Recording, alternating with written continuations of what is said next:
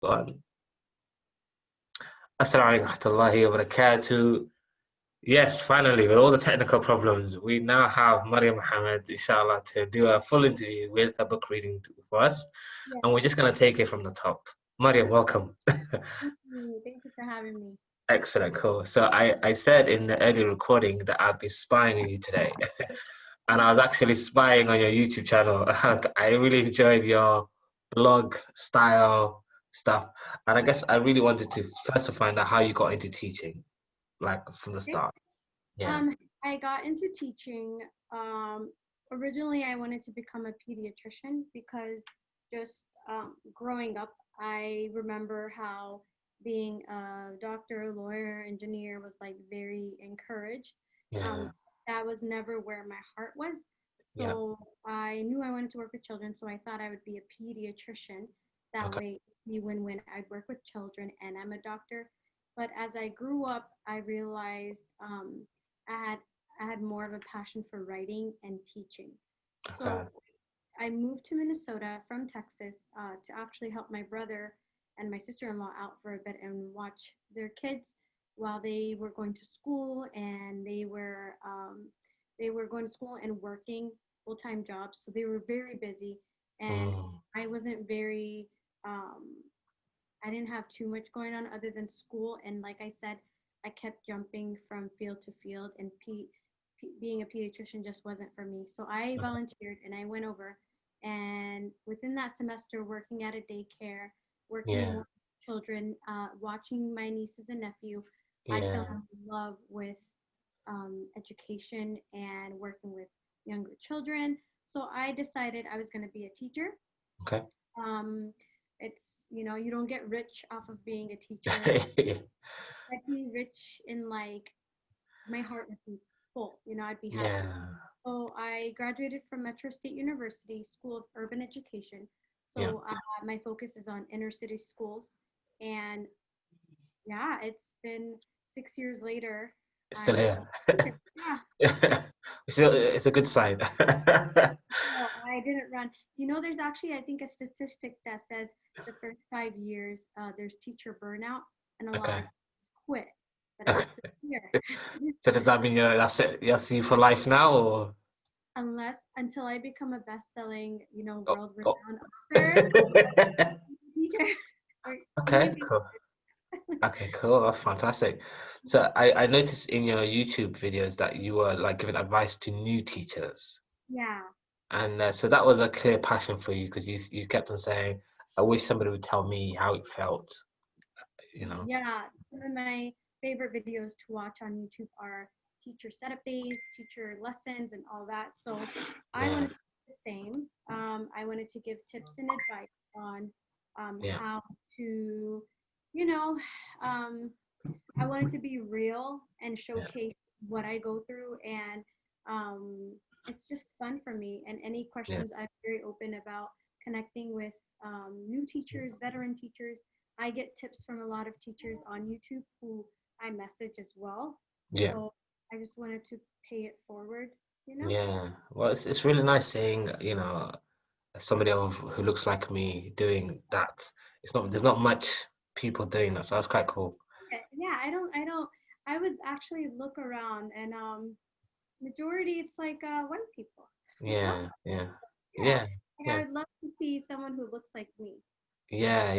Because that's interesting. Because I think when we tried to in all our technical problems, you kept on saying that you developed a love for writing, kind of the hard way. Yeah, Can you talk to us about that? yeah. So I actually fell in love with writing because growing up, I was born in Al Ain. It's in the United Arab Emirates, in the Middle East. And when I was 5 years old, my family they got a lottery visa. So then Okay. we immigrated to the um, Houston, Texas, and that's where my schooling had begun. I would have a EL teacher, which just stands for English language teacher, an educator who would pull you out of class. He or she, I had a young lady. She would pull me out and she would teach me English and how to read and how to write my ABCs, all of that, because I didn't know look at English. So I felt embarrassed in a way being pulled out Mm, in all my peers and all my students, and they would take me and they would just look at me, and I knew they were thinking, "Oh, the poor child, like she yeah. doesn't." And I was like, "Okay, I'll show you." Okay, so I would go home after that, and I would read and read, not really read because I didn't know how to read, but I would look at pictures, and I would Okay. make stories in Somali, and I would Okay. tell Oya and my siblings, and I'd be like, and they'd be like, "Okay, like shut up." But I would make up all these stories, and um, that's how I got into creative writing in a way. And then once Yeah. I learned how to read and write, I translated that on paper, and I would write these stories and Mm, have illustrations to go with them. So that's how I got into writing. And then I grew up, and I kind of always been writing since then. In high school, I wrote a lot. I would always get like some of my best grades, my best marks in English and literature and writing. And then to kind of like fast forward, yeah. I It realized seems that like you're quite a resilient person, though. Like, a lot of people were like, "Oh, okay, I'm just a dumb kid. I won't, I'm just rubbish at writing." You are no, quite a fighter. well, I mean, no, I'm not gonna lie. I felt like that sometimes, but I had a really Yeah. supportive family who was like, Okay. we're all in this together. We're all learning English together. So if I'm doing Yeah. something, no, we're not all dumb. We're just we started later, and a lot of Yeah. people misunderstand like people who have accents or people who don't really speak. They don't speak English. That Yeah. doesn't mean dumb. That just means you could be smarter than everybody in your class. Like Yeah. don't know the language of where you're at. Mm-hmm. You could speak. Okay. Have students who don't speak English, but they they know like they can read in Arabic. They Yeah. they know Quran. They know Sunnah. Yeah. Some of them they know Swahili. So it's like you know multiple languages. It's not Yeah. just about English. But anyways, yeah. So I grew up and I got into writing. I would write more, and I realized there weren't many books in children's literature. And Yeah. originally, I just wanted to focus on I wanted to focus on fantasy novels Okay. and horror fiction. I love fiction. I love scary Okay. stuff. But I realized there's a higher demand for children's literature, especially children Yeah. or children of color. Yeah. Yeah. So you said, you know what? I'll do it myself, right? I wanted to do it, and I didn't see much. Like when I first started out, I didn't really see many authors who looked like me. To be honest, now Yeah. there's more. I didn't see many, so I was like, you know what? Why not? If you see and you notice that something's not going the way you dream it in your world, Mm, mm, mm. first be the person to be like, I'm gonna bring it into the world. You know? Yeah, no, it's brilliant. So we'll talk about your books in a moment, but can you like, as parents, myself, creative writing, how do we get our kids to write? I mean, I can get my kid to say, "Oh yeah, sit there, Yeah. get on with it right now, or else." I can do that, but Don't do I feel. don't do. Good. What would be your advice? Okay, so just to get it, and as a writer, I feel like my brain is always going like a million miles a minute. So Okay. basically, you're asking me how to get um, children into creative writing. Yes. Yeah. Yeah. Okay. Yeah. So my biggest tip for parents who want to, or teachers who want to encourage and motivate kids to get into creative writing is one, don't force it. Because even with like toddlers, I don't know if you've noticed, or younger children, when you force them to like eat certain something, like eat your Yeah. veggies, they're not going to eat it, you know? Yeah. Will refuse. I've never met any teacher more stubborn than a toddler. So, and I have one. Yeah. So, I think the best thing to do is find something they're interested in, find something they love. If it's Okay. Fortnite, you can find a book on Fortnite. If Yeah. it's, Yeah. I don't know, Legos, there's books on literally everything. So, one, Yeah. find something that they really enjoy reading. Yeah. You need to model it as much as you can. Even as a parent, if you don't like reading, Yeah. pay it off. Do whatever you have. Open a book, open the kitab, Yeah. open newspaper, and just read in front of your child from a very young age. I read in front of my daughter Fatima all the time, and you can see her picking up a book. She's Mm. 1.5. She'll pick up a book and she'll like just like toss it around and pick it up. Yeah. So Yeah, model it, model it, model it, and then find something they're interested in. The biggest thing I think you shouldn't do, or I wouldn't do, is yeah, force it and be like, uh, oh, you know what? Go to your room and read. Make it seem like a negative thing. Make it seem yeah, like a chore. Because then what are they going to think? Oh, reading is associated with a punishment. And it shouldn't be. It mm. should be something that they are self motivated about, that Yeah, inner motivation. You yeah, cannot force a child to be motivated about anything. You could just encourage it and be like, you know what? With my students, I say if we finish this book together, we'll watch the movie. Like the Harry Potter, there are movies. yeah, yeah, Diary of a Wimpy Kid, I believe, has a movie too. yeah. Yeah, Dario would be good. yeah, I believe. I'm not sure. Yeah, yeah. We've got the whole set at the house. They love those books. Yeah. Yeah, no books like that. I know some parents who I've worked with who were like, no, you can't read this. This is comics. This is not a real book. But Yeah, I mean, I literally had that mentality uh-huh. until I read a blog online that said that it was really good for in terms of vocabulary. So I thought, okay. Oh, and it's yeah. Yeah, cool. So then you decided to become a writer yourself. Can you tell? Because we're gonna speak about your second book in a moment. What was Okay. your first book about? How did you end up writing that? So my first book, uh, so my first book, I worked in a school where I work with 100% of Somali students. It's a charter Okay. school, Minnesota Transitional Charter Schools in Minneapolis, and the, I've been there, I think, since I began teaching. And what I noticed in my first year of teaching, there was a student. We had a program where um, it was called SLIFE students, where the newcomers, students who were brand new to the country, they had their own classes where they would be taught English. It could be a eighth grader, like how old are eighth graders? Like 12, I don't know, Yeah. but they would still be learning the ABCs and one, two, threes, Okay. So they would be in that room. And I remember I just had a connection with this one student, with this one child. It was a girl, and she was just having a tough time. And the funny Mm, thing is, it wasn't even like, um, like Ajnabis. It wasn't even, it was her own Somali peers. So they were the ones who were making fun of her and would call mm. her fob. I don't know if you know the term fob. It's like fresh out of the boat. So they they'd be making fun of her, and they would like all these jokes and bullying going on. So I kind of just like would mentor her, and I kind of wanted to write about that experience. Mm, So that's how Ayeeyo's Golden Rule came out of. She came, this character is 8 years old in this story. She came to the States, and she remembers her grandma, her Ayeeyo, before she left. She was like, don't let America change you. Basically, you still remember where you come from, be proud, and stay humble and kind. People respond well to that. So she, wow. even though she was being bullied, instead of taking the typical route where you fight back, when someone pushes you, push them back. She Yeah. took the higher route, and she was like, my AA told me, be humble, be kind. Nobody's born to hate. No child is born to be a bully.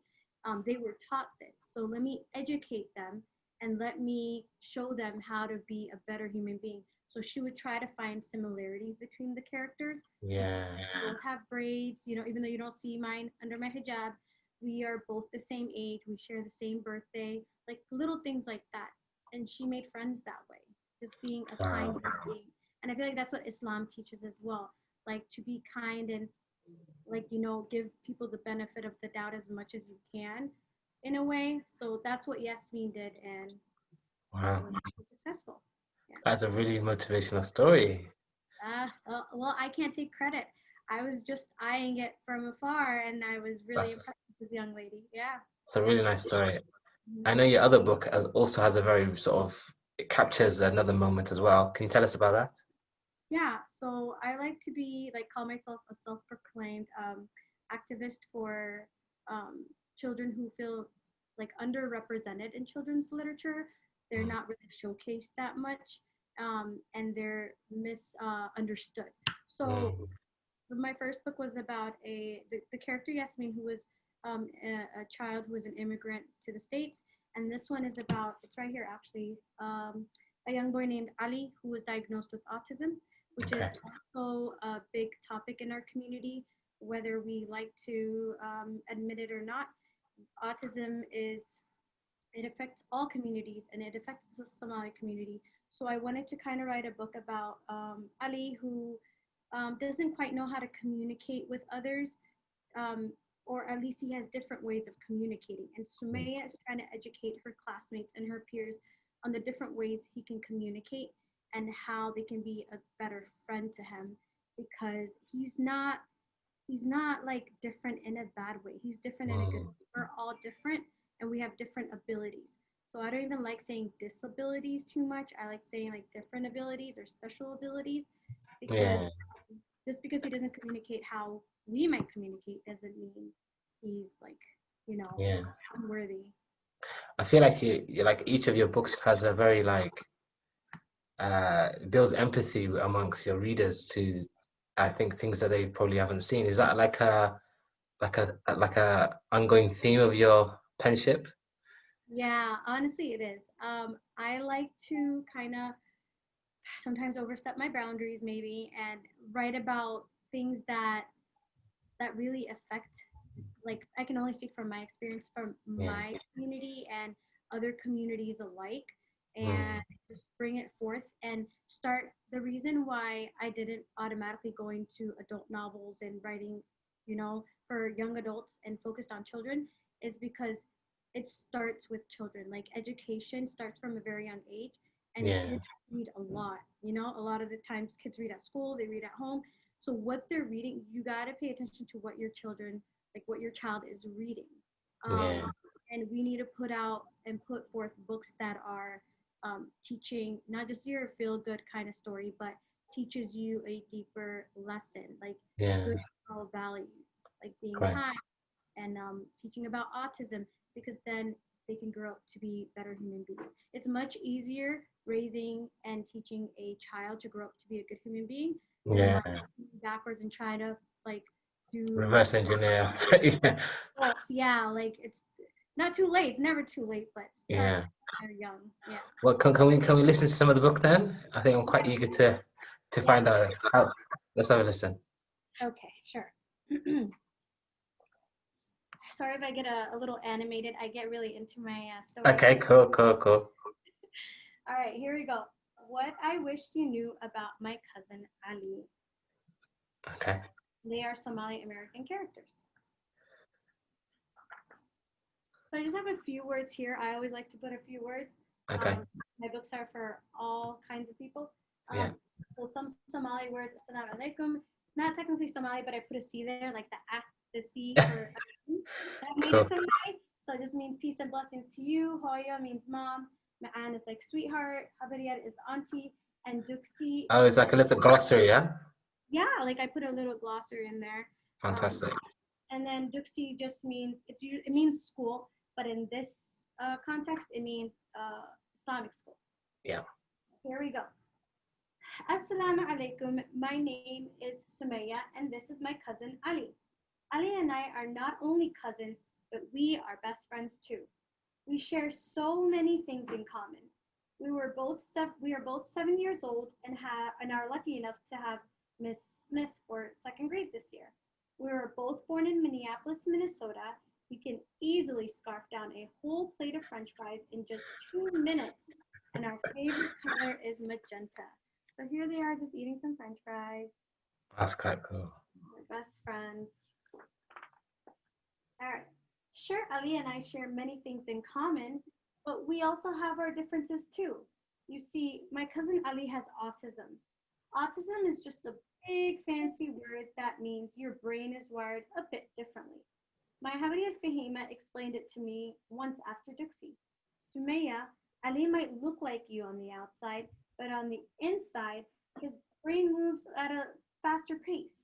Sometimes he just doesn't know how to deal with his emotions, so he reacts. You see, Sumaya, Ali just sees the world in a different light than we do, and that's okay. There are things he can do very well and other things he needs help with. Is he sick, Habib Fahima? I asked.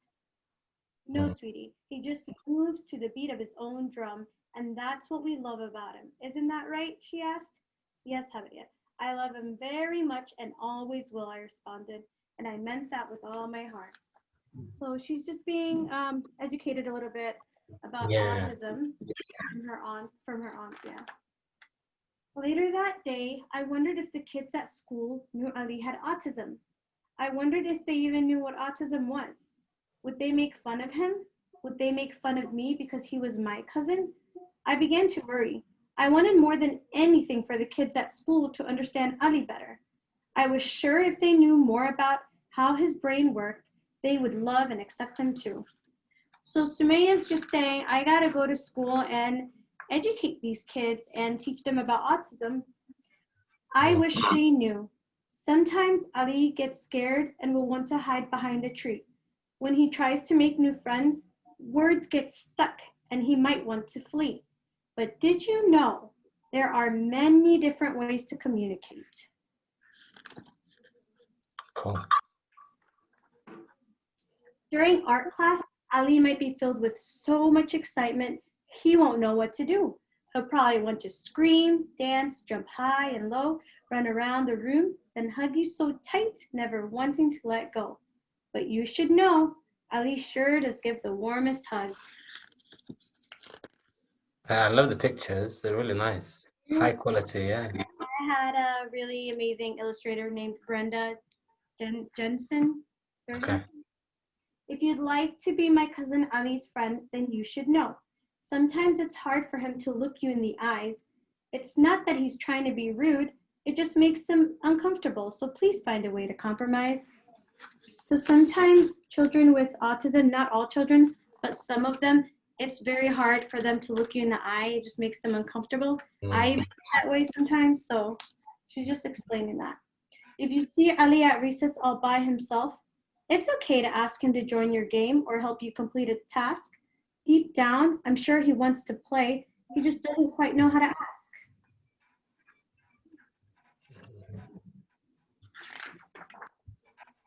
In class, you might see a nice lady following him around. No, she's not his Hoya or older sister. Her name is Katie. She helps my cousin and is a great listener. Sometimes you might see a man or a woman following around and helping a child with special needs. We call them paraprofessionals or teachers aid, I believe, in the US. I remember during quiet time when Gloria accidentally tripped over Ali's trains. He pouted, cried, and stomped his feet. All the kids laughed and pointed, but you see, Ali just likes to keep his toys neat. He was very upset.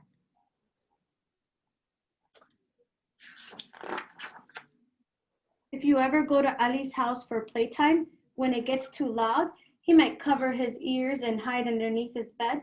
And when he runs to and hides behind his Hoya, she'll say, "Oh man, it's all in your head." But you see, loud noises like thunder scare me too. So Mm. Ali was distracted and he was bothered by the TV. It was too loud. Mm. Too loud. But the most important thing I wish you knew is that if you are lucky enough to call Ali your friend, then you are my friend too. There goes Sumaya. Mubarak, do you notice anything about Sumaya's outfit? It's blue. She got the stars, is it? Or Yeah. Does that look like anything? the flag, yeah? Love it. You know? Okay, okay. So here's just a little quote that I follow is when you combine true passion with time and effort, the sky is the limit. And that just means that, you know, it's something I follow Yeah. that I would not be an author. Like I never thought I would have a published book or anything like Mm. that if I didn't have passion, but passion alone won't get you anywhere. Passion and effort together, like the Mm. sky's the limit. So I really want children to take that away. And Okay, how do you get a copy?